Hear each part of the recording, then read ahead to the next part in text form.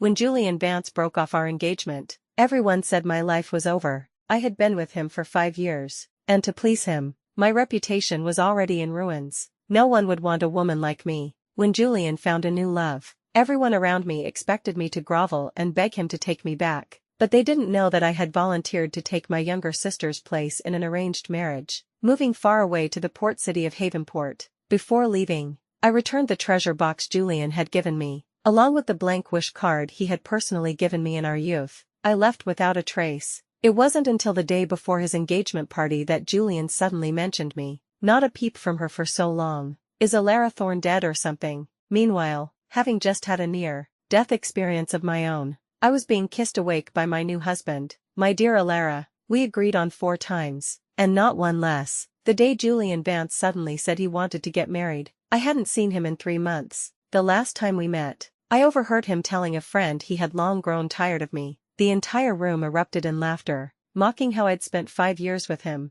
ruining my reputation to please him, only to be cast aside like an old shoe. These past 3 months at the Thorne family home had been difficult. A few days ago, my father, Mr. Thorne, had been drinking and got rough. The bruises on my back still ached. So, when Julian called today and asked me to come over, a sliver of hope rekindled within me. I purposefully wore the jade bangles from our engagement and rushed over. When I arrived at the villa, Julian was already slightly drunk, resting with his eyes closed, his head on a young woman's lap. She looked like a student, very innocent. Seeing me, the girl massaging Julian's head panicked and tried to stand up, but Julian grabbed her wrist. Stay where you are. He didn't even open his eyes, just tightened his grip. The girl was pulled closer to him and obediently lowered her head, letting him kiss her. He let go of her hand only to cup her chin, kissing her deeply, the sound echoing in the room. I stood at the entrance, clutching my purse, feeling lost for a long moment. I finally managed to compose myself and, feigning indifference, looked out the window. I'll take a walk in the garden.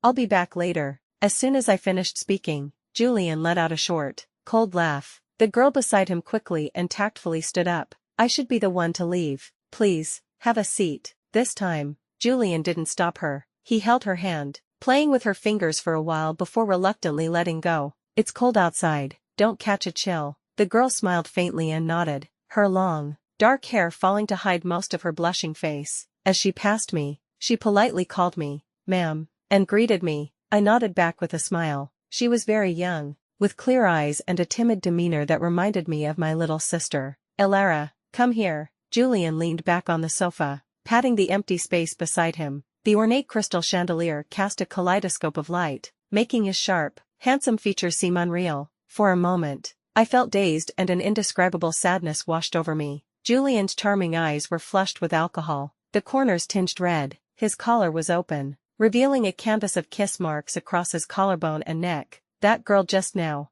that was Chloe. I nodded. Yes, I know. What do you think of her? I thought for a moment and answered earnestly. She's very innocent, pure, and obedient. Julian nodded. Doesn't she remind you of how you were 5 years ago? I froze. 5 years ago. I had just started college. In Julian's words back when he was pursuing me, I was so pure it made his heart ache. He truly loved me then, spoiling me rotten, treating me as if I were a precious gem that might melt in his mouth. I was his longest relationship, and we were even engaged before I graduated, but that was then. Now, I was a completely different person, my reputation in tatters. Everyone in the city knew the shameless things I had done to hold on to this wealthy catch. Back then, he had said he was tired of my purity and innocence. To cater to him, I forced myself to change, to fit into his sordid world and satisfy his exotic tastes. He wanted seductive and sexy, passionate and daring. I endured the humiliation and gave him everything he asked for, but my compliance only earned me his contempt. Alara, you're so cheap. Even prostitutes aren't as shameless as you in bed. Look at you now. Is there a single shred of a proper lady left? He wanted to break up. My father threatened me with my younger siblings well-being. To keep him, I'd tried everything, slitting my wrists, taking pills, and now, looking at the person I'd become, he was telling me he liked Chloe. He liked her because she was like me. 5 years ago, I wanted to laugh, but I couldn't. I really like her. I want to give her a proper status. She's not like you. She's timid, very pure. I have to be responsible for her. I tried to speak, but my lips felt sealed. It took a long time before I could force a smile. All right, I understand. I can put in a good word for you with the Thorne family. No need. I'll figure it out myself. Suit yourself. He swayed as he stood up and pulled something from his pocket, tossing it onto the coffee table with a clatter. My eyelids twitched violently. It was the token we had exchanged at our engagement, a memento from my late mother, a set of matching pendants of devotion.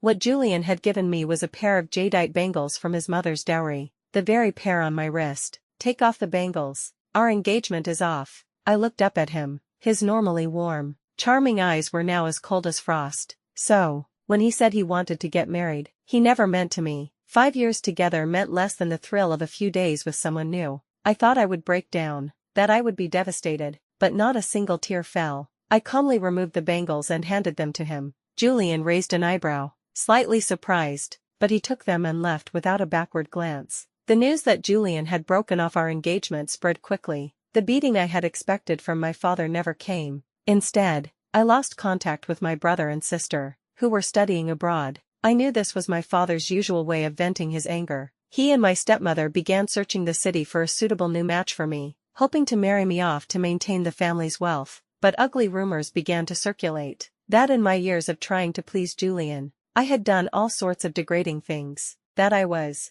used goods, and had even become infertile. No one in the city would want a woman like me. My father's temper worsened, and my life became increasingly unbearable. 2 months after Julian broke our engagement, more explosive news about him rocked our social circle. He was getting engaged again, to Chloe. He had even defied his parents for her. The gossip mongers made sure the news reached me. I knew what they wanted to see. Their lives were dull, and they missed the entertainment of having a clown like me around. Elara, I think Julian still cares about you. Life must be tough for you now. Why don't you go beg him? He's a softie. If you cry a little, or pretend to be suicidal, he might just take you back. Chloe can't compare to you. Elara, you're so much more beautiful. I read the messages but replied to none of them. Instead, I focused on preparing for my own wedding. A week ago, I had knelt all night, finally convincing my father to let me take my newly adult sister's place in an arranged marriage alliance in Havenport. I'd heard that the eldest son of Havenport's Blackwood family, Damien Blackwood,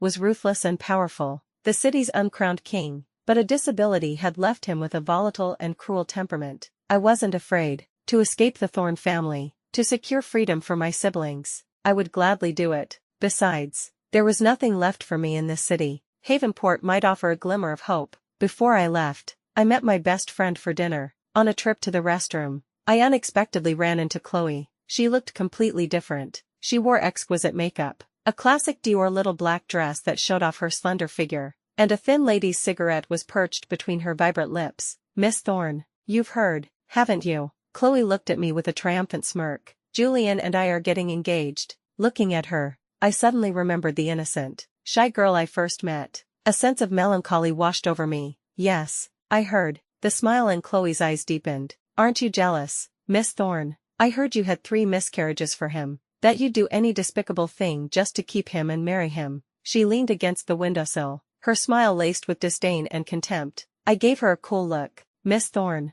you yourself said it was something you heard. We're both women. There's no need to spread such vulgar rumors. Is there? Chloe scoffed. The whole city is talking about it. How is it a rumor? I didn't want to waste my breath on her and turned to leave, but Chloe's voice, dripping with sarcasm, followed me. Miss Thorne, not all women are the same. Didn't your mother ever teach you to have some self-respect? My feet stopped dead, hearing the word, mother. A rush of hot blood surged to my head. Without thinking, without a shred of reason, I spun around and slapped her across the face. Miss Thorne. Chloe froze for a second, then immediately clutched her cheek and burst into tears. I know you're upset that Julian and I are getting engaged, but you can't just hit people. I understand you're angry, but you can't force feelings. Julian doesn't like promiscuous women like you. It's not my fault. She sobbed pitifully, but every word she uttered was a knife in my heart. I know your mother died young and you had no one to teach you better. Miss Thorne, I'll let it go this time. I clenched my jaw so hard it ached. I raised my hand to strike her again, but my arm was caught in a vice-like grip. It was Julian. Elara, apologize to Chloe. I will not. I stood straight, my face pale, my lips colorless, but my eyes burned with a crimson fire that was startling. Julian seemed surprised. For years, he had seen me as docile and pure, obedient and gentle. He'd seen me hysterical, crying, and clinging to him. I had been naive, sultry, and had cried, laughed, and thrown tantrums in front of him, but never had I been so calm and distant. He pushed Chloe aside and strode toward me, his face impassive. "Elara, I'm only saying this one more time. Apologize to Chloe." I stared at him and suddenly laughed. A laugh of finality and desperation. "Julian," I said, "I will not apologize. I would rather die." The crisp sound of a slap echoed through the empty corridor. After he struck me, Julian himself seemed stunned. Chloe, clutching her face, stared in disbelief. Only I slowly raised a hand to my stinging cheek as my eyes began to redden. "Elara." Julian took an instinctive step forward. I immediately took a step back. The hand he had started to raise fell to his side, and his expression turned cold again. "Elara, you brought this on yourself. If you had just apologized, I wouldn't have hit you." His voice was low and hoarse. "You know I never hit women. We were together for so many years, and I never laid a finger on you. You shouldn't have touched Chloe today. I'm the one who likes her. It's not her fault. Elara, stop making a scene. Leave yourself some dignity." He was usually a man of few words, never one for long speeches like this, but I didn't hear a single word. My reddened eyes uncontrollably filled with tears. I tried desperately to hold them back, but they fell in large, heavy drops, as if they would never stop. Julian's hands were clenched into tight fists, his brow furrowed. Chloe came to his side. "Julian, let's just go." He took her hand, but his gaze remained fixed on my face. "Elara, don't try to cause trouble for Chloe again, and don't ever appear in front of us again. This is my final warning." After he spoke, he didn't leave with Chloe. He just stood there, watching me, as if waiting for my response, but I said nothing, my head slightly bowed, as if trying to cry out a lifetime of tears. After about half a minute, Julian finally left with Chloe. As he turned away, I spoke in a low voice. "All right, I swear, I will never appear before you and Chloe again in this life." Julian's tall figure stiffened for a moment, but he quickly continued walking, pulling Chloe along without a single glance back. Chloe, however, looked back at me, tears still welled in her eyes, but the corners of her mouth were curved in a triumphant smile. I slowly lowered my hand from my cheek. Good, I thought to myself. Finally, 5 years of entanglement, and love, hate for Julian that was practically rooted in my soul, had finally, in this moment, been ripped out, severed completely. I could leave forever, without attachment, without looking back. When I got home that day, I was flooded with messages and calls. Most were screenshots of Chloe's social media, the most prominent being a picture of her engagement ring. I logged out of my messaging app without responding and didn't answer any calls. My face was still swollen, so I applied an ice pack for a while. When I returned, there was a new notification on my phone. A bank deposit. I opened it, stunned by the long string of zeros. Before I could even count them, my phone rang. The 3 words flashing on the screen were ones I had saved myself. "Mr. Blackwood." This was the first time Damian Blackwood had called me since our marriage was arranged. My heart pounded. I took a few deep breaths before answering. "Miss Thorne, did you receive the money?" "I did," I said, my voice soft. "But Mr. Blackwood, you've already paid the dowry." I thought perhaps his assistant had made a mistake. "The dowry was for the Thorne family. This is for you, personally." I clutched the phone, stunned into silence for a moment before speaking softly. "Mr. Blackwood, you don't have to do this. I've been engaged before. My reputation is, it doesn't matter." Damian's voice was remarkably deep and pleasant, carrying a calming power. I thought of the rumors about him, ruthless, cruel, with a volatile temper, but his voice held none of that. "You said it yourself, that was in the past. Everything before is over. Miss Thorne, don't dwell on it. You're about to move far from home, by whatever you like to bring with you to Havenport." My eyes welled up with tears, but a small smile touched my lips. "Mr. Blackwood, thank you." The news of my marriage into the Blackwood family was kept completely secret, as per Damian's wishes. The people the Blackwood family sent to escort me had already arrived in the city. With them here, the Thorne family was on their best behavior. Thus, no one in the city knew I was about to leave. 3 days before my departure, all my belongings were packed. On my dressing table sat an exquisitely crafted treasure box and a yellowed, blank wish card. The treasure box was a gift from Julian when he was courting me. It had 9 drawers, filled to the brim with jewelry. The blank wish card was a thank you gift from him when he was 12.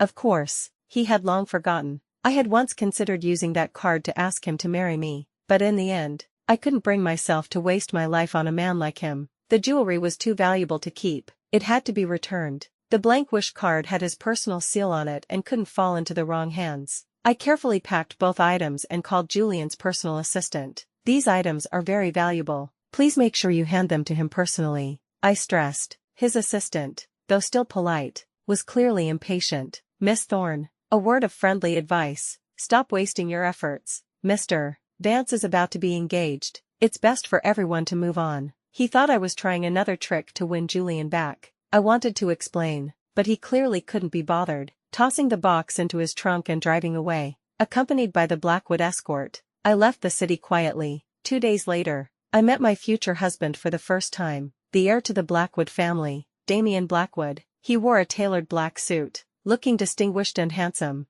though he was in a wheelchair with a thin blanket over his legs. His posture was straight and his shoulders broad, making one completely overlook his disability. "Elara Thorne," he said my name, his voice deep. I took a deep breath, walked toward him, and slowly knelt down. Our eyes met. I must have looked incredibly nervous and shy, because in the dark pools of his pupils, I saw a tiny reflection of myself, my eyelashes trembling. I secretly took another breath, summoning my courage to reach out and gently take his hands, which rested on the blanket. "Mr. Blackwood, hello, I'm Elara Thorne." The moment I touched him, I thought I heard gasps from the people around us, but I was too nervous to notice, and I instinctively held his hands tighter. Damian didn't push me away. His fingers were long and strong. My hands couldn't fully encircle his. Just as my anxiety peaked, he gently turned his hands and enveloped my cold fingers in his. His large palm completely covered my hand, holding it tight. "Elara, push me to my room."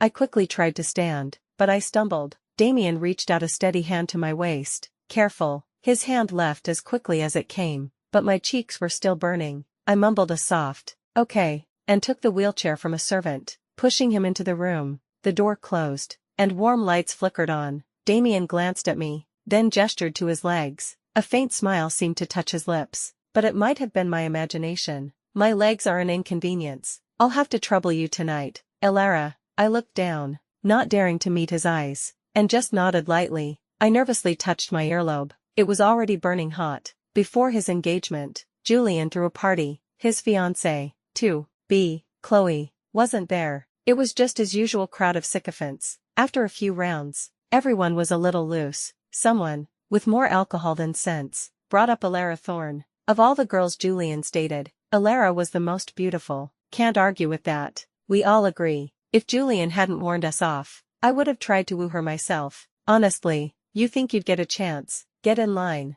buddy." The conversation grew more inappropriate. At some point, Julian put down his glass. He leaned back on the sofa, watching them without a word. The chatter slowly died down.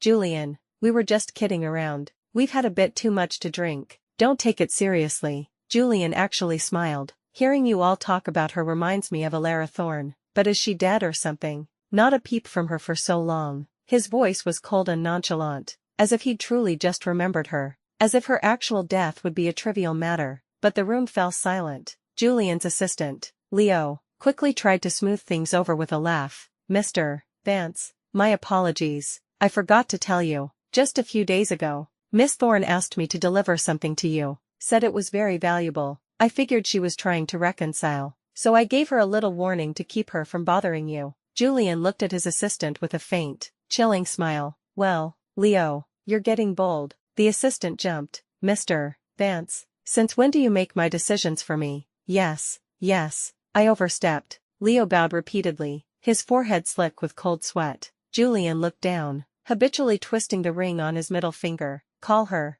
Tell her to be here within 30 minutes. Leo hesitated. "Mr. Vance." Julian turned to face the dark night outside. "If she can't make it, then tomorrow, I will really get engaged to Chloe." When Leo's call came, I was just climbing off Damian's lap. My face flushed. He was leaning against the window, a half-smile on his face as he looked at my slightly swollen lips. My ears were burning as I took the phone to the window. "Leo," I said, my breath still a little short. "What is it?" Leo's voice on the other end was urgent. "Miss Thorne, Mr. Vance said you have 30 minutes to get to the usual place. Otherwise, he's really going to get engaged to Miss Chloe." I couldn't help but let out a small laugh. The night was so quiet that Damian probably heard it too. He placed his water glass on the nightstand with a small thud. Leo seemed to have heard the noise. "Miss Thorne, is someone with you this late?" In the past, I had always been at Julian's beck and call. Being summoned like this was common, and I was always polite to his assistant, but not anymore.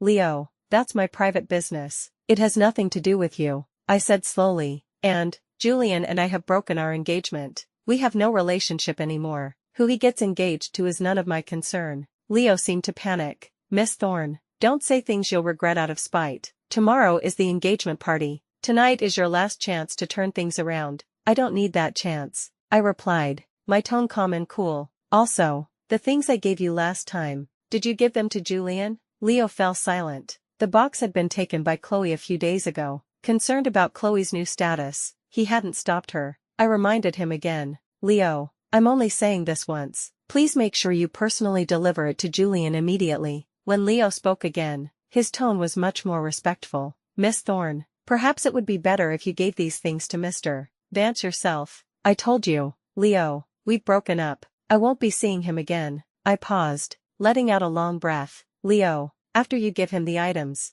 I'll be deleting your contact information. Please don't contact me again." After ending the call, I walked back to the bed. Damien took the phone from my hand and tossed it onto a nearby sofa. He wrapped his arms around my waist, his warm breath fanning across my face and neck. His long fingers gently kneaded the soft skin at my waist, sending a tickle through me. I tried to pull away, but he held me tighter. "Elara, don't you know it's very rude to run off and answer an unimportant call in the middle of a kiss?" For the past few days, I had been by Damien's side constantly. He insisted that since we were about to be married, we should get used to marital intimacy sooner rather than later. So every night before bed, we would embrace and kiss before saying goodnight. Life here was incredibly comfortable, a world away from what I had imagined. Damien was nothing like the cruel, volatile man from the rumors. On the contrary, he was wonderful to me and to those around him. Our relationship was progressing rapidly. I had also reconnected with my siblings abroad. They were safe, and their studies and lives were unaffected. Damien had promised that once we were married, they would be free from our father and stepmother's control forever. I was eagerly awaiting that day. He had shown me kindness, and I was ready to reciprocate. I had adjusted my mindset and was truly beginning to see him as my husband. With these thoughts, I wrapped my arms around his neck and tilted my head up to give him a light kiss. "Mr. Blackwood, is this a good enough apology? Just one kiss?" Elara, fighting back my shyness, I kissed his cheek, then his chin, and then his Adam's apple. When my lips touched his throat, his body tensed for a moment, and his Adam's apple bobbed sharply. "My sweet Elara, it's not enough." With that, he took control, cupping my chin and kissing me deeply. This kiss was different from all the others. It was heavy, intense, as if he wanted to devour me whole. I could feel every reaction of his body. My mind was a blur, my legs weak from his kiss. The people I left behind in my old city were long forgotten. My entire being was focused on the man before me. After what felt like an eternity, Damien finally released me, his voice husky. "It's late.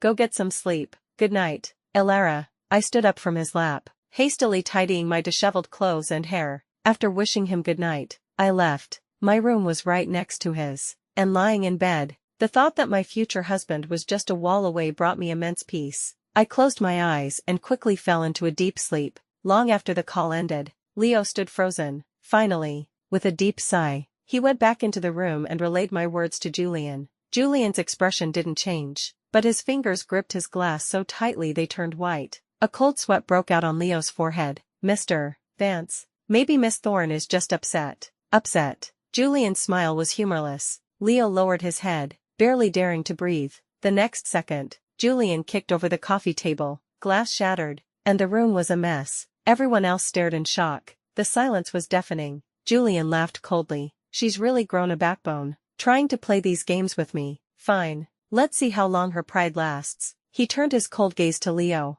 "Where are the things?" Leo bowed his head even lower. "Miss Chloe saw them the other day and took them to throw away. I thought since she and you were getting engaged, I shouldn't stop her." Julian stared at him, his eyes like ice. "Leo, you're doing a great job." Leo nearly fell to his knees. "Mr. Vance, I was wrong. I'll never do it again." Someone tried to intervene. "Don't get angry at an assistant. Besides, Chloe getting rid of Alara's things saves you the trouble of looking at them." "Yeah, if you'd accepted them." Alara would have just used it as an excuse to cling to you again. He's right. Even if you didn't, she'd find a way. She's been with you for years. Everyone knows she can't live without you. This is just a classic push and pull tactic to get your attention. No one thought there was anything wrong with these statements. In fact, it seemed exactly like something Alara Thorne would do. After all, they had seen it happen time and time again over the past 5 years. Julian glanced at Leo, his expression still icy. Get out. He despised it when his subordinates overstepped. This Leo was becoming more and more audacious.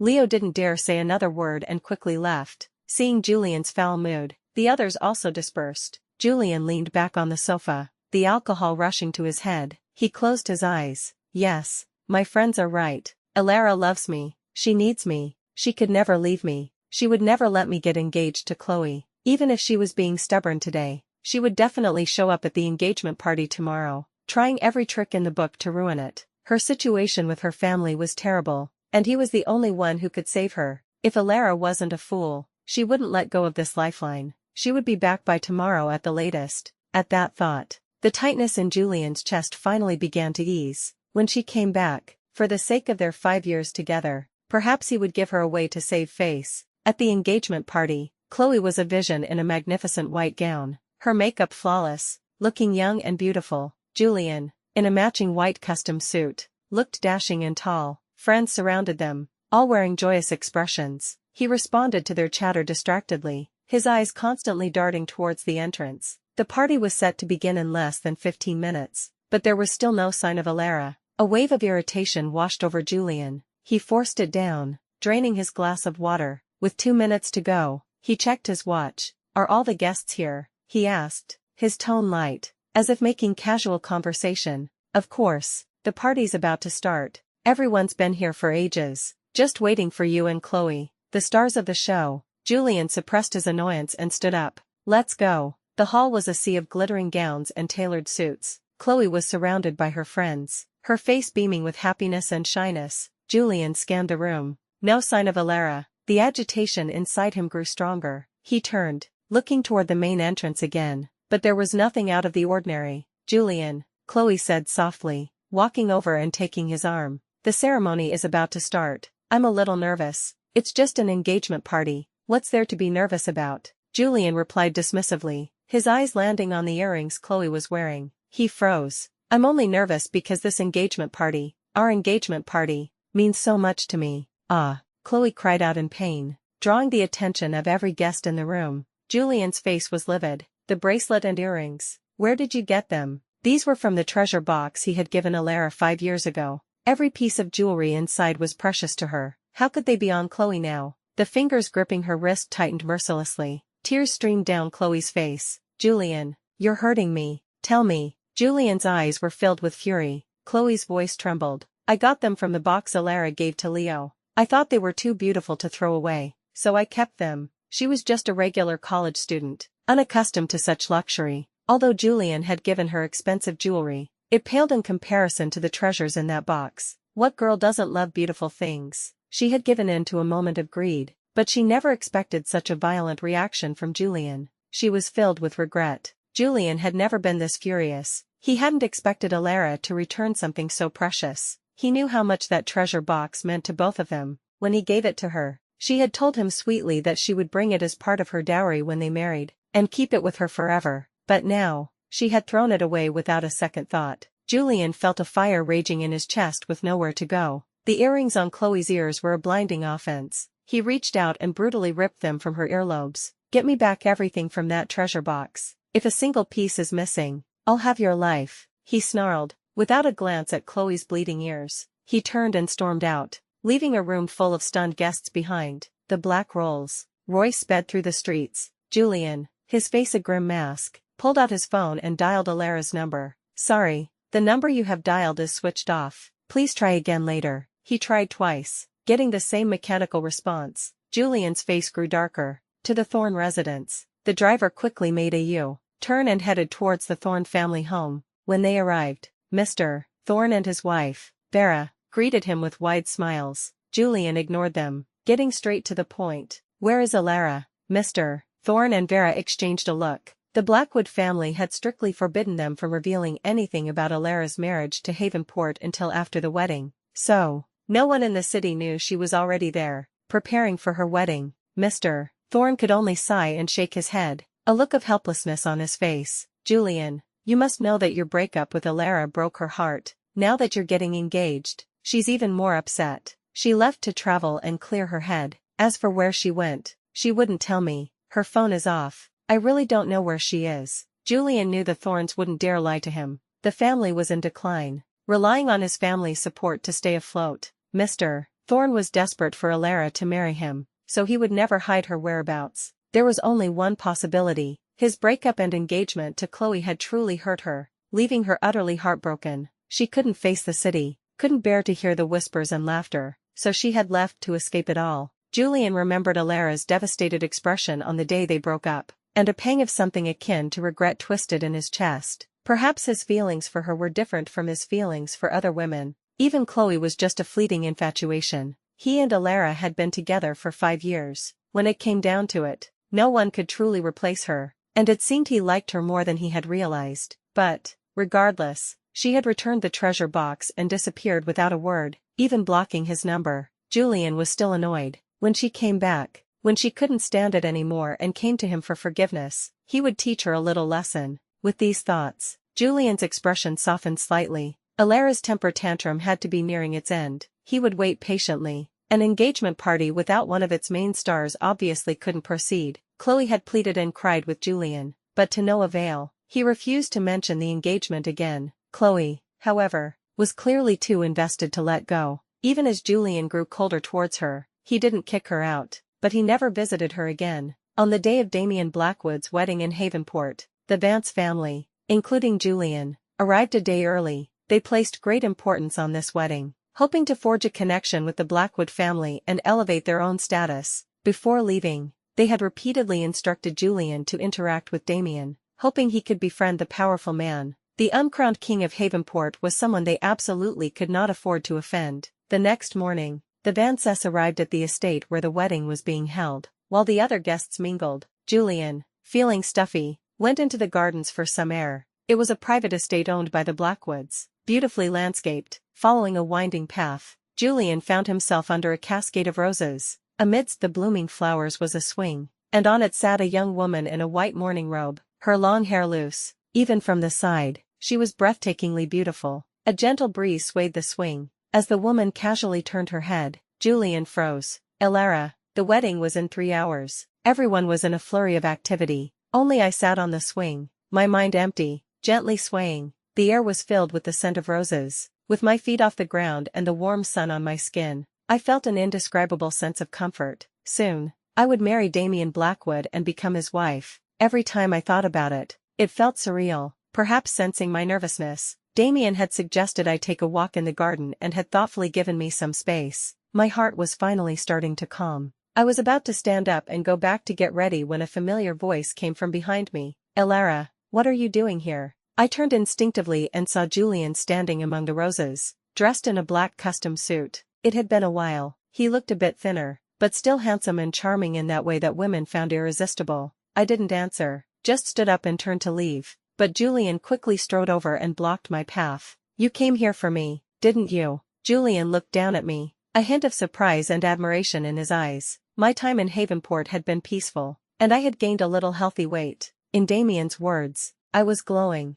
like a peony, filled mochi. The Blackwood wedding is today. Security is tight. How did you get in? Julian put a hand on my shoulder, his brow furrowed. If you sneak in without an invitation, you'll be thrown out and handed over to the police. Come with me. He grabbed my wrist, trying to pull me away, but I wrenched my hand free. Alara, don't cause a scene here. Be good. Come with me. I'll tell the Blackwoods you're with me. Julian reached for me again. I took a step back, finding the situation ridiculous, but for some reason, I didn't want to tell him that today's wedding was mine. Mine and Damien's. Mr. Vance, thank you for your concern, but I don't need it. You don't need it. What will you do when you're humiliated later? Even if you wanted to see me, you could have waited until I was back in the city. Or did you purposely choose a grand event like this to show up and force me to take you back? He was convinced I was the same old Alara, always clinging to him, always finding ways to stay by his side. he didn't know that. In my heart, our years of entanglement were completely over. You're overthinking it, Mr.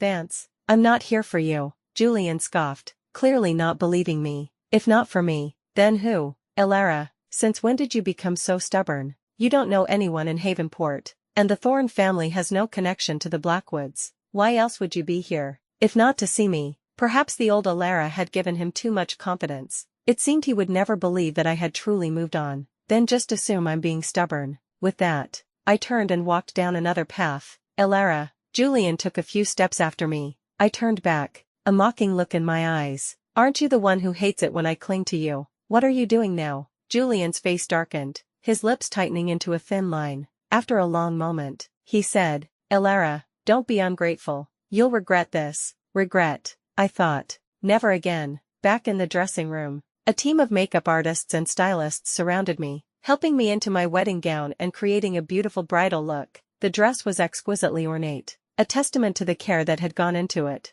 I looked at my reflection and took a deep breath. Elara, from now on, you must be happy. The large door slowly opened, flanked by my bridesmaids. I walked out in all my finery, and every eye in the room turned to me, but my own eyes immediately sought out Damien. The moment our gazes met, my heart settled. He watched me intently, a gentle smile in his eyes. I couldn't help but smile back, my heart filled with joy and sweetness as I walked toward him. Amidst the hushed silence of the room, the jarring sound of shattering glass suddenly broke the peace. I followed the sound and saw Julian, who had staggered to his feet, looking utterly devastated. He stood there, his face ashen, as if struck by lightning. Blood dripped from the hand hanging at his side. The sound must have been him crushing his wine glass, but I only glanced at him for a moment before calmly looking away. At that moment, the head butler arrived with security. Elara, Julian shoved aside the people in front of him and tried to rush the stage. His parents were too shocked to stop him. The surrounding guests murmured in astonishment, but security guards quickly intercepted him. Damien spoke, his expression calm but his voice cold. Have him removed. Elara, explain yourself. Julian seemed to have lost control, struggling against the guards holding him, looking pathetic. You're doing this to get back at me, aren't you? This is all an act for my benefit. I said I was going to marry Chloe, so you turn around and marry someone else. Elara, how dare you? His chest heaved, his eyes were bloodshot as he stared at me. I ignored him, continuing my steady walk toward Damien. Julian was quickly dragged out by security. The rest of the Vance family was also escorted out. The wedding continued as planned. In front of everyone, Damien slipped the ring onto my finger and then bent to kiss my hand. I, in turn, picked up his ring and gently took his hand. His fingers were long and strong. Only I knew how those hands had caressed my face, how they had held my waist, fighting my shyness. I slid the ring onto his finger and bent down to place a kiss where the ring now sat. Damien cupped my face, his lips gently touching my forehead. Hello, Mrs. Blackwood. I looked into his deep, dark eyes and saw the reflection of my own smile. Hello, Mr. Blackwood. After the wedding, I leaned against Damien, feeling tired. He tucked a loose strand of hair behind my ear. Rest for a bit if you're tired. I shook my head. I'm not tired. Good. Damien's finger traced my lips suggestively. Because there's still one very important thing we haven't done today. My cheeks flushed. In the days leading up to the wedding, we had been intimate, but we had never gone all the way. But, I discreetly glanced down. I wasn't sure if his leg issues would affect other areas. I thought my glance was subtle, but Damien caught it. He raised an eyebrow. Elara, what were you just thinking about? His warm breath was on my face. I felt a pang of guilt and my eyes darted around.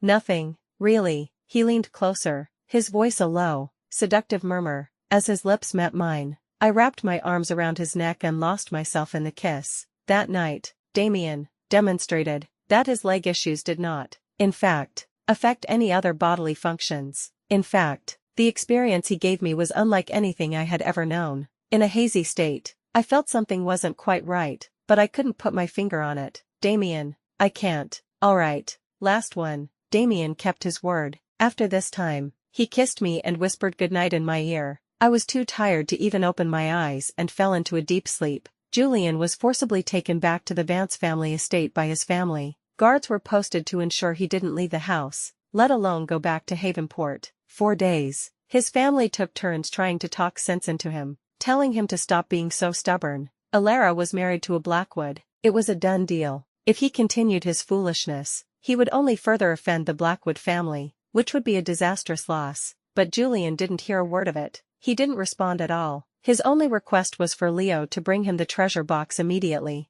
Every piece of jewelry inside had been personally selected and bought by him for Alara. Julian felt a heavy weight in his chest, a dull ache that made it hard to breathe. Who didn't know how much he had liked her, how much he had cared for her back then? But after a few years, lost in the temptations of the world, he had forgotten the depth of his feelings for her. An old, yellowed card in the corner of the box caught his eye. He picked it up. It looked familiar, but he couldn't place it. Then he saw his personal seal on the back. It hit him like a punch to the gut. He stood there, stunned. He finally remembered. This was the blank wish card he had given as a thank you gift when he was a teenager. He had said she could use it to ask for anything he could give, but the man he grew into had completely forgotten this childhood promise. It turned out that all these years, the only person he had ever truly loved was Alara. Julian's chest heaved with emotion, a storm raging inside him. Desperate for release, he took out his phone and tried to call Alara, but the call still wouldn't go through. He slumped into his chair, drained of all strength.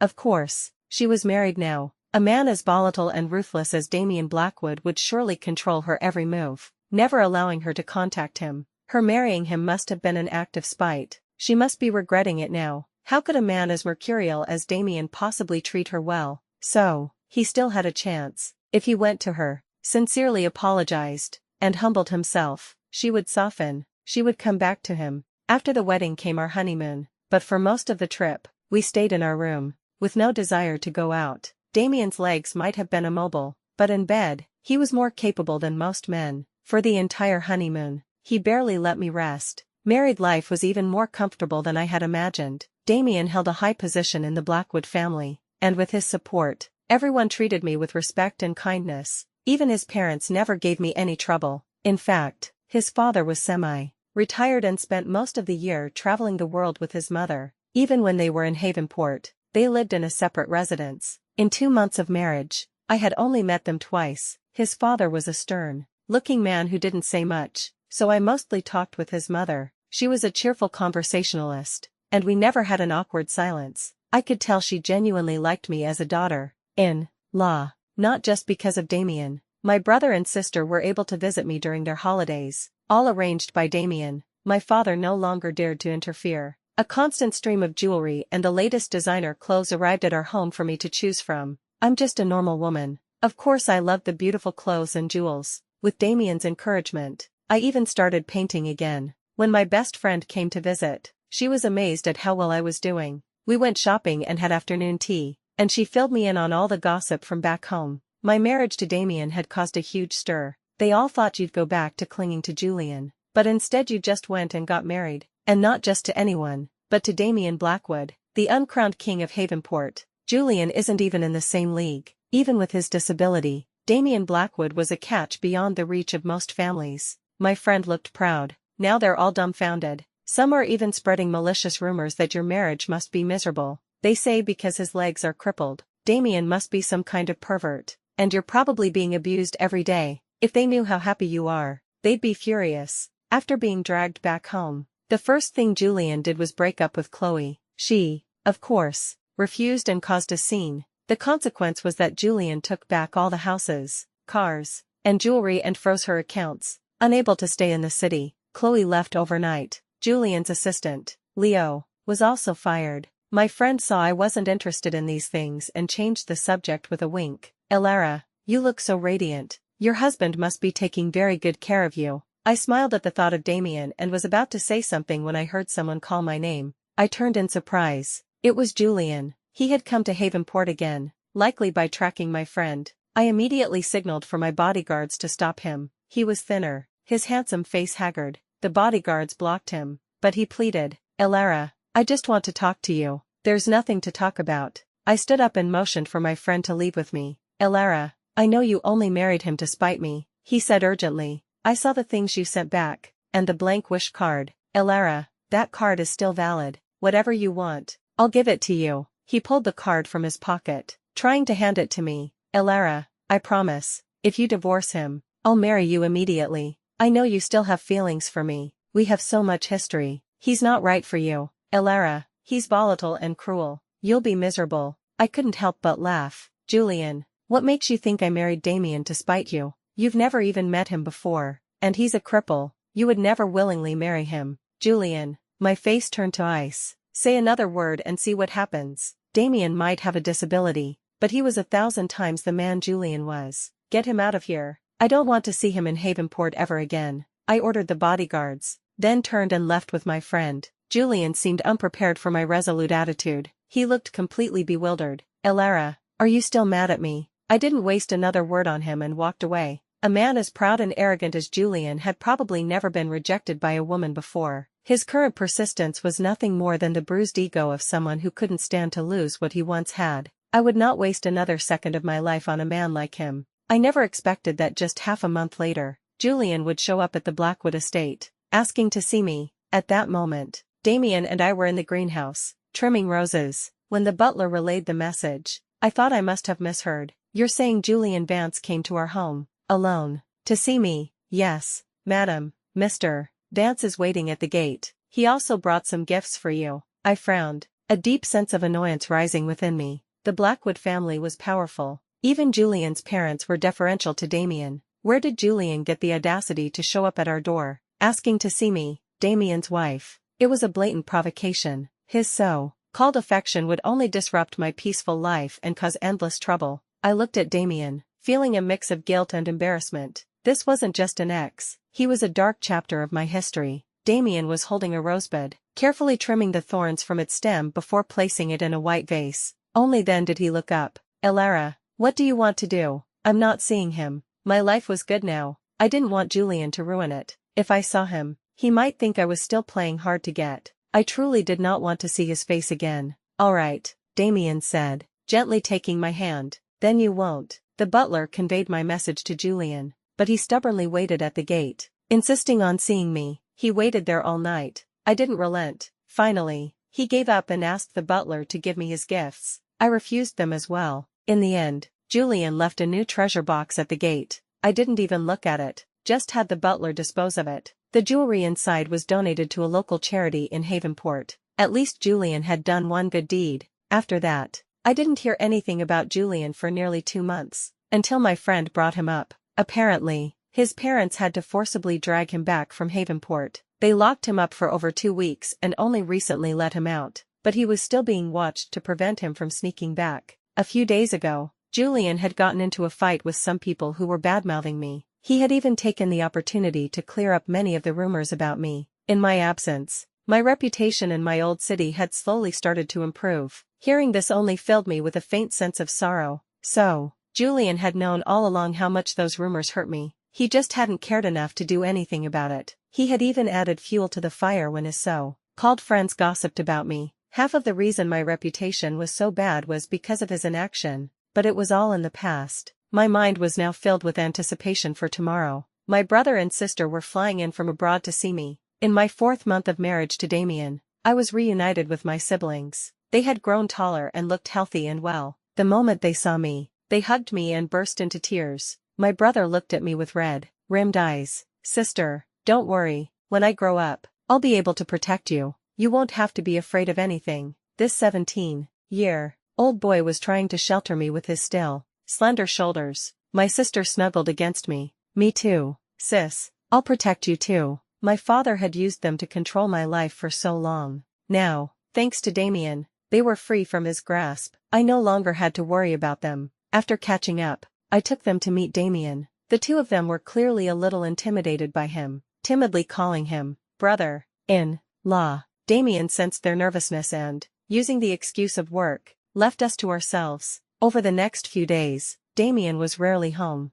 so I took my siblings sightseeing and shopping. My sister enjoyed crafts, so I joined her in learning. I made 2 ceramic dolls by hand, a male doll in a suit and a female doll in a white dress, and placed them in a prominent spot in our bedroom entrance. The thought of Damien seeing them the moment he walked in made me secretly happy, but that night, Damien didn't come home by midnight. I sent him a message, and he called back almost immediately, telling me something had come up at the office and he wouldn't be back. I suppressed my disappointment and told him to take care of himself. After hanging up, I looked at the 2 dolls. For the past few months, Damien had done most of his work from home and was always back by 8. I had grown used to having him around, and his sudden absence felt strange. Lying in the large, empty bed, I couldn't sleep. I got up and went to my art studio, hoping painting would pass the time. I sat before the canvas for a moment, an idea forming in my mind, and then I began to paint, not stopping until dawn. As daylight broke, I finally put down my brush, a wave of exhaustion washing over me. I stored the painting away separately and went back to my room, falling asleep the moment my head hit the pillow. I was woken by Damien's kisses. I groggily opened my eyes to find him sitting on the edge of the bed, leaning over me, kissing my forehead and eyes. When he saw I was awake, he placed another kiss on my brow. "You're awake." I mumbled a sleepy reply and wrapped my arms around his neck, kissing him on the lips. "When did you get back?" "Just now. I came to grab a file and have to head back to the office." He stroked my head. "The butler said you haven't eaten all day. Are you not feeling well?" "I'm fine. I just couldn't sleep last night and went to bed late." "Get up and eat something before you go back to sleep," Damien said. "I'll eat with you." At the dining table, I noticed the faint signs of fatigue on his face. "Did you work late last night?" "Pretty late," he said, rubbing his temples. "I got less than 3 hours of sleep." Is there a problem at the company, or something else?" He chuckled at my question. "It's not that easy for problems to arise. Don't worry, the company is just expanding into a new market, so things are busy. Once this period is over, I'll take you on another trip." Speaking of which, our 10-day honeymoon was far too short. He drew out the last words suggestively, remembering our 10-day bedroom tour. During the honeymoon, my ears turned a subtle shade of red. I received a call from my best friend. She told me that Julian had stolen a project from the Blackwood Company, causing some issues for them recently. I thought about Damien's unusual late nights, but I was skeptical. While both were successful, Julian was no match for Damien, and the Blackwood family's foundation was much stronger than the Vances. But what my friend said next made me uncertain. Apparently, Julian had found a loophole in the Blackwoods' operations and used public opinion to affect their stock price. In addition to Julian, a senior executive who was at odds with Damien had also taken the opportunity to cause trouble. After the call, I felt a heavy weight in my chest. I had learned all this from my friend. Damien must have hidden it from me to keep me from worrying. That evening, Damien came home and went straight to his study, not returning to the bedroom until late. When I heard him come in, I sat up. "Are you finished?" "Yes." His fatigue was obvious. "I have a business trip for a few days, starting tomorrow." I went over and massaged his temples. "I'll pack for you then." He closed his eyes and hummed in agreement. The room fell silent. When I finished, I took his hand. "I've heard some rumors lately. Is it true that the company is so busy partly because of Julian?" Damien looked down at me. The warm light from above cast a small shadow on his forehead. His eyes were still dark and deep, as if they could see right through me. "Not entirely," he answered. "The company has had a small issue recently, but it's not because of him. His little tricks can't really hurt us. I'm just cleaning out some dead weight from the company." "Really? Silly girl," he said, stroking my cool cheek. "Of course. Do you really think Julian has the power to shake the Blackwood Corporation?" "Of course not," I thought. The Blackwood Empire had weathered many storms to get to where it was today. This was just a small hurdle. "I understand," I said, feeling relieved.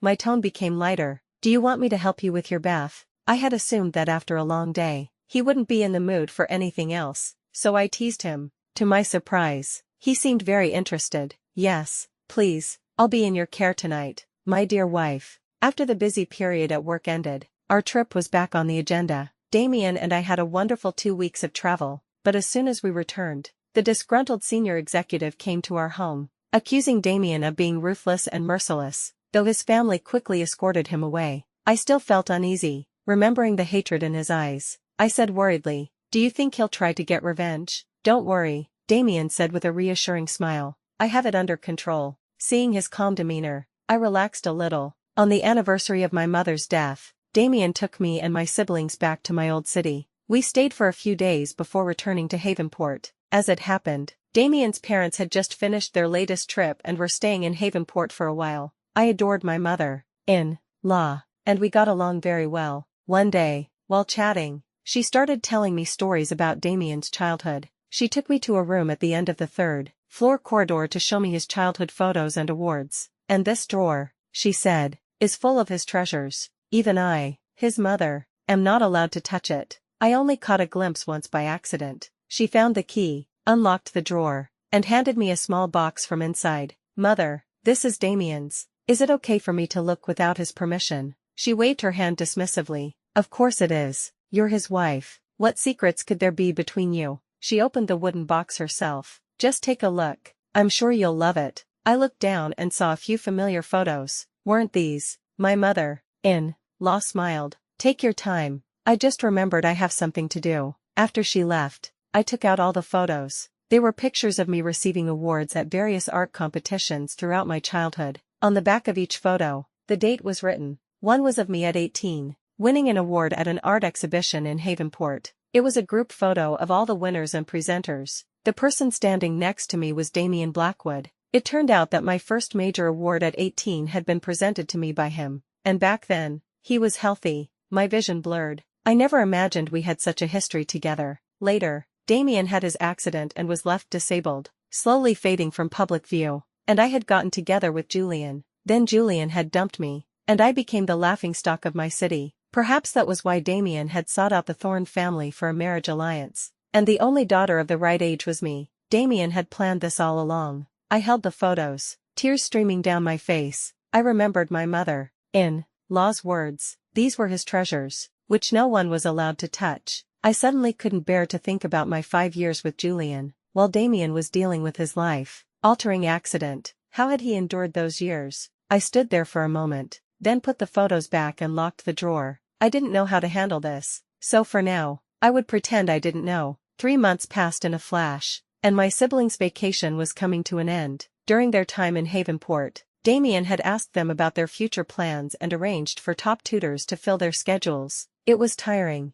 but they learned a lot. Before they left, they thanked him and each gave him a gift. After seeing them off at the airport, I was pushing Damien to the parking lot when we saw Julian. He was standing behind a pillar, wearing a hat, looking even thinner than the last time, his former confidence gone. After the stolen project incident, Damien had retaliated swiftly. The Vance company suffered massive losses, and Julian was removed from his position. His parents had started to favor his younger brother, but this was all his own doing. I felt no sympathy. When Julian saw me, he started to walk over but was once again blocked by our bodyguards. I helped Damien into the car and told the driver to go, but less than an hour later, Julian appeared at our gate again. I refused to see him and called his parents to come and get him. They apologized profusely over the phone and promised he would never bother me again. A month later, my friend brought me the latest news about Julian and Chloe. The older man Chloe was with turned out to be very shrewd. When his wife found out, he cut ties with Chloe and let his wife deal with her.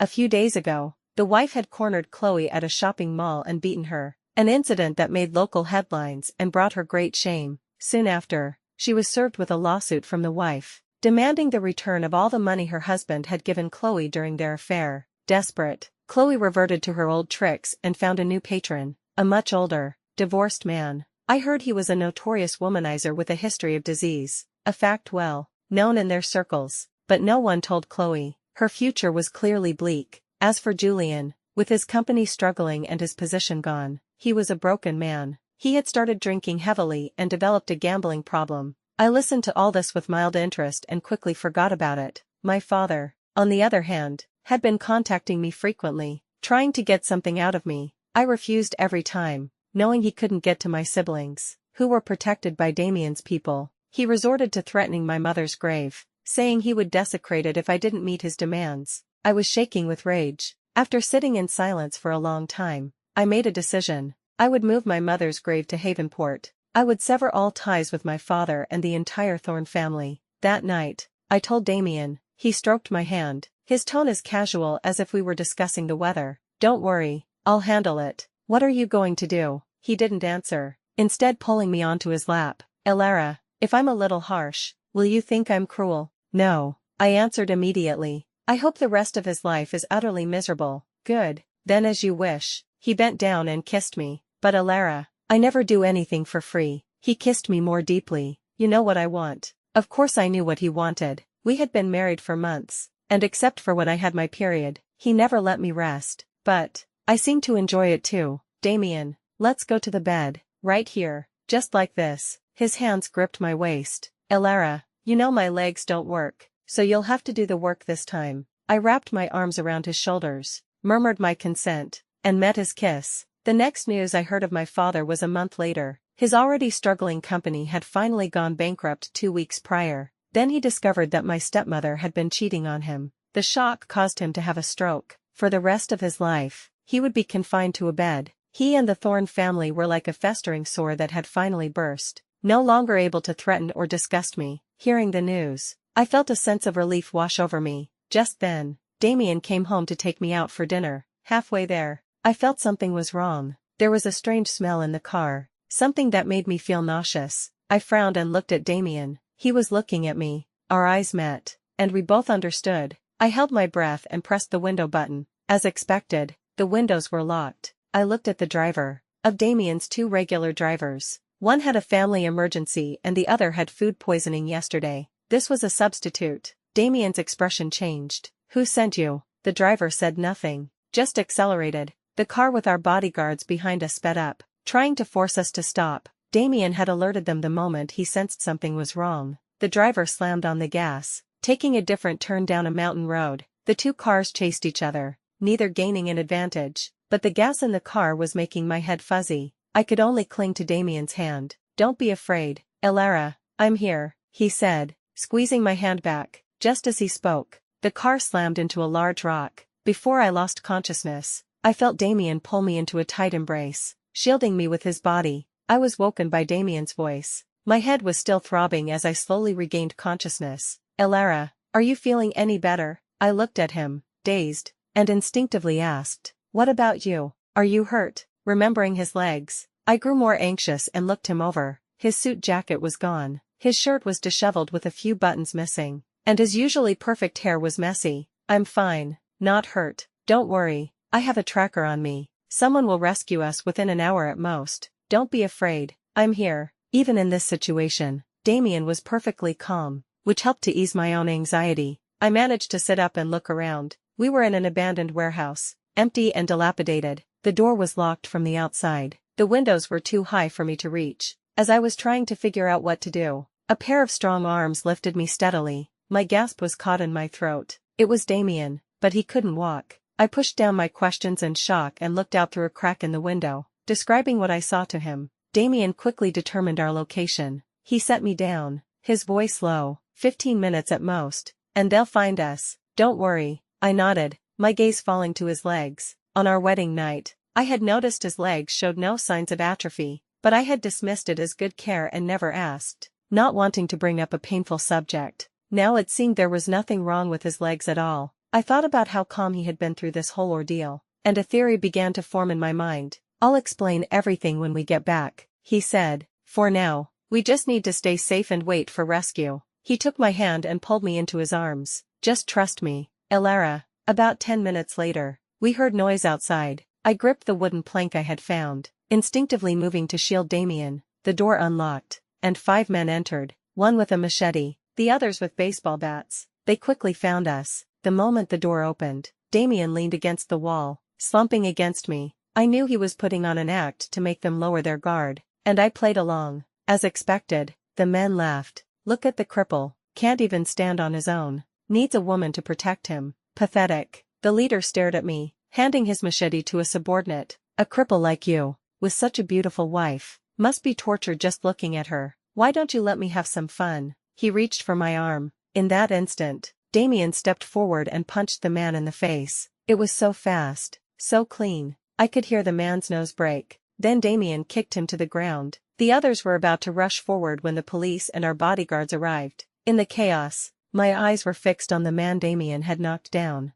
I had seen something tucked into his waistband when he approached. As I feared, he had pulled out a gun and was aiming it at Damien. Without thinking, my mind went blank. Acting on pure instinct, I threw myself in front of Damien, trying to shield him from the fatal shot. I heard the gunshot and my own heart pounding violently, but the pain I expected never came. I stared at Damien, speechless. "Elara, Elara." Damien grabbed me, pulling me into a fierce hug. His voice was trembling with fear. "Elara, thank God you're okay. Otherwise, I would never have forgiven myself." "Damien, are you hurt?" I frantically touched his face, his shirt, which was stained with blood, and burst into tears. "It's just a scratch. Elara, don't be scared. It's okay. But you're bleeding. Damien, you're bleeding so much." I sobbed uncontrollably. It's just a surface wound, my love. Don't cry. We're safe now. I'm taking you home. Damien lifted me into his arms. His arms were strong, his step steady. I finally relaxed, slumping against him, completely drained. On the way back, I learned that the man had fired, but missed. A police officer had shot him first, causing his bullet to go wide. Damien explained that this was all a setup to lure out the person behind everything, one of his own relatives, a senior executive in the company, a man who had once been on equal footing with Damien's grandfather. His leg injury had also been caused by that man. To make them lower their guard, Damien had feigned being crippled all these years. Now, it was all over. Justice would be served. From now on, no one in the family or the company could challenge him. I listened quietly, my hands busy tending to his wound. Elara. Damien called my name a few times before I looked up. I could see my reflection in his eyes, my own eyes red and swollen. He reached out and gently stroked my cheek. I pushed his hand away, my own hands trembling. You put yourself in such danger. Did you ever consider that they might have killed you the moment they got their hands on you? He pulled me into a hug, showering my face with soft kisses. I'm sorry, he murmured. I only regret not planning more carefully and putting you in danger. It will never happen again. From now on, I'll discuss everything with you first. Okay. Somehow, his gentle voice only made me cry harder. I buried my face in his chest, my hands clutching his shirt. Damien, I'm here, he said. Damien, I'm here. I called his name over and over, and he patiently answered every time, until I cried myself to sleep in his arms. When I woke up, a warm lamp was on by the bed. Damien was sitting there. Elara, you're awake. I immediately threw myself into his arms. Are you hungry? I'll have them bring up some food. I didn't answer, just looked up at him. Damien, yes. I saw the photos in the room at the end of the hall. I tilted my head up and kissed his chin, a deep smile in my teary eyes. You've liked me for a long time, haven't you? In a moment of danger, our instincts don't lie. His didn't, and neither did mine. I had felt his love and seen the proof in those photos, but my past heartbreak had made me subconsciously avoid it. It wasn't until today, facing danger, that I realized how much regret we would both have if I never let him know how I felt. Damien slowly bent down and gave me a long,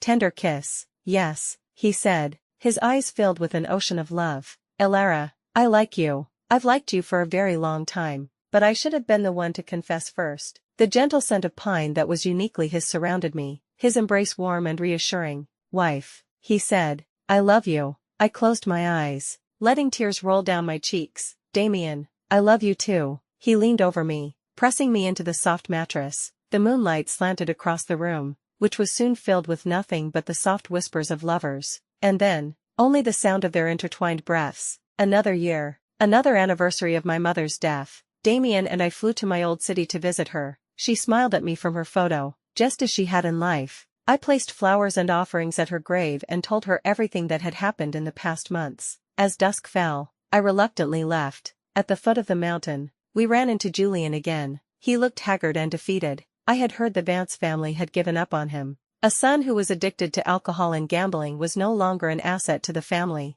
Elara, he said, his eyes fixated on me. He took a few steps forward, then stopped. Mr. Vance, is there something you need? I asked, my expression neutral. I felt a pang of nostalgia, remembering how he used to be, so confident and celebrated, always surrounded by admirers. Now, they were all gone, but he had no one to blame but himself. Julian stared at me for a long time, then looked at Damien, who stood beside me, his arm protectively around my waist, tall and handsome. A look of anguish crossed Julian's face. Elara, can I talk to you alone? We don't have to go anywhere. Mr. Blackwood could just step aside for a moment. He's my husband. There's nothing he can't hear, I said, holding Damien's hand tighter. If you have something to say it here. Julian gave a bitter smile. Elara, I thought if I just apologized and promised to make up for the past, you would come back. I always thought you were the one person in the world who would always be by my side. His guilt was real, his regret was real, and his apology was real, but it was all too late.